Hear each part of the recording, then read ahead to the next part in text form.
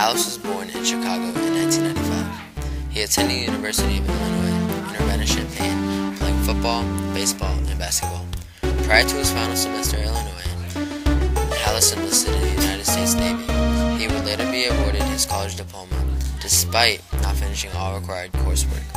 Hallis was assigned to Great Lakes Naval Base in order to organize great U.S. service teams in football and basketball. George Hallis, whose initials will forever be tattooed on the left sleeve of the Chicago Bears uniform, played a large role in defining Sunday afternoons in America throughout the 20th and 21st centuries.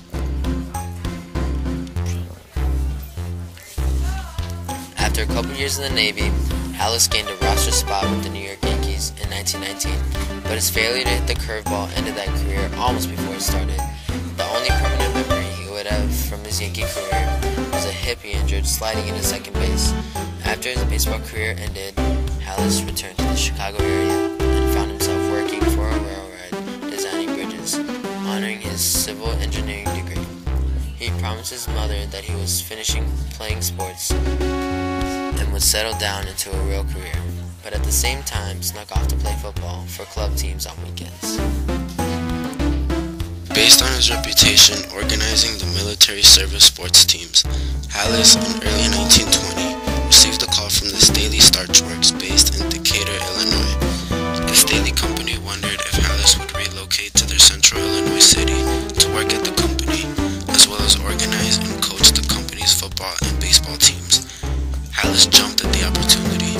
The new manager and coach of the Decatur Staleys and his partner Ed Dutch Sterneman decided it would be best to attend an organizational meeting of other club team owners that September in Canton, Ohio. The group formed the primary structure of the American Football Association, which was later renamed the National Football League in 1924. Following a successful 1920 season, A.E. Staley met with Hallis in Decatur and told the young coach of his team that unfortunately he didn't think a professional football team could survive in Decatur. "Take your team to Chicago, young man," Staley said. He offered Hallis $5,000 to get started in exchange for keeping the team named the Staleys for one season. Hallis indeed moved the team to Chicago, and thanks to the goodwill of Chicago Cubs owner William Bing Sr., the Chicago Staleys began a 70-year run of sharing Wrigley Field for a portion of the game, concessions, and program sales. Feeling somewhat in debt to Vic, in 1922, Hallis renamed the Staleys the Bears, in honor of the Cubs.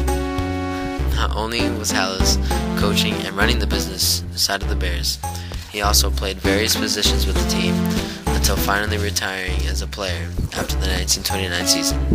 In 1930, he and his partner Sterneman turned the team over to a new head coach, Ralph Jones, who secured a league championship in his third year.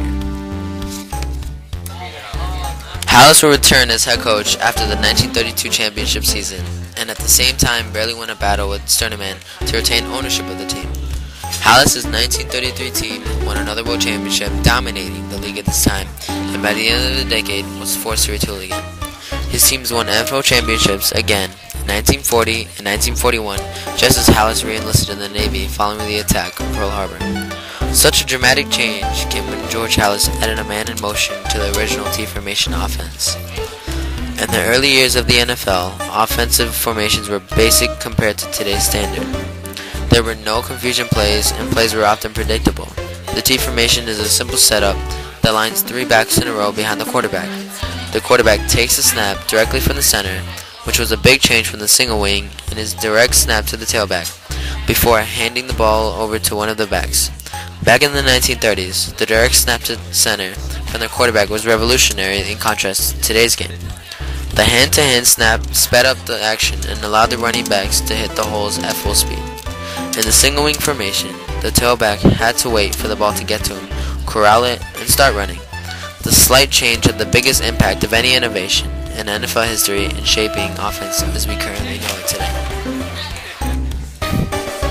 Hallis and his staff, Ralph Jones and Clark Shaughnessy, began sending one back in motion toward the sideline before passing the ball to him. It was revolutionary because up until then, the man in motion was only used as a decoy. This spread opposing defenses and allowed more room to run the ball down the middle. Halas and his staff also decided to make the splits between the offensive linemen wider, forcing the defensive linemen to open up as well. The only defect that came along with the T formation was its heavy reliability on an efficient and smart quarterback. The QB was also required to be able to throw accurate passes and handle the ball with ease. Talent so great in those days, and even today, was hard to come by. Halas eventually found the perfect man when the Chicago Bears drafted Sid Luckman from Columbia University in the 1939 draft. In Luckman's rookie year, the Bears led the NFL in rushing yardage, passing yardage, and scoring, while also packing a lockdown defense, and still no one paid attention as the Bears went second in the conference behind the rival, the Green Bay Packers. But the following season, people noticed how efficient the T formation was. With the perfect quarterback that complemented the new perfected offensive scheme, the Bears ran through the league. Their final win of the season was against the Washington Redskins in the NFL Championship game. The Bears blew out the Redskins in dominating fashion, finishing the game 78-0.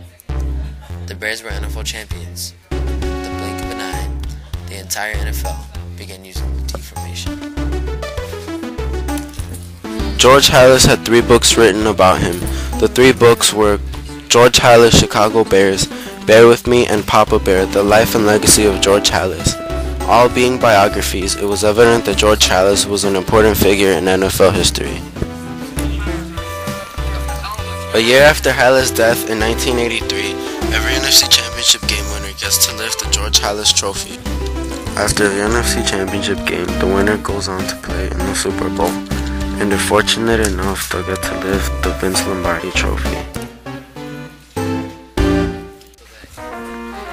The greatest rivalry in NFL history was started with George Halas and head coach of the Green Bay Packers, Vince Lombardi. Lombardi gained success faster than Halas. In 18 of the games they played together, Halas lost 13, 3 of those games being huge blowouts. Halas and the Bears lost to the Packers 49-0. Halas was rumored to be jealous of Lombardi's success. Ironically enough, it was Halas who recommended Lombardi for the head coaching job in 1959. Nearly every modern-day offensive formation has a variation of the T formation. Despite the fact the T formation never made a full comeback, it revolutionized the game's fanbase. With the Chicago-Green Bay rivalry at its peak, football became the most popular game in America. Chicago went on to win 8 NFL championships. Halas coached for 40 years, becoming the oldest coach in NFL history. As head coach of the Chicago Bears, Halas has 318 wins, 148 losses, and 31 ties. Halas was inducted into the NFL Hall of Fame in 1963. His illustrious coaching career came to an end after the 1967 season, when he retired as head coach, but continued being the main owner. On October 31st, 1983, at the age of 88, Halas died of pancreatic cancer in Chicago.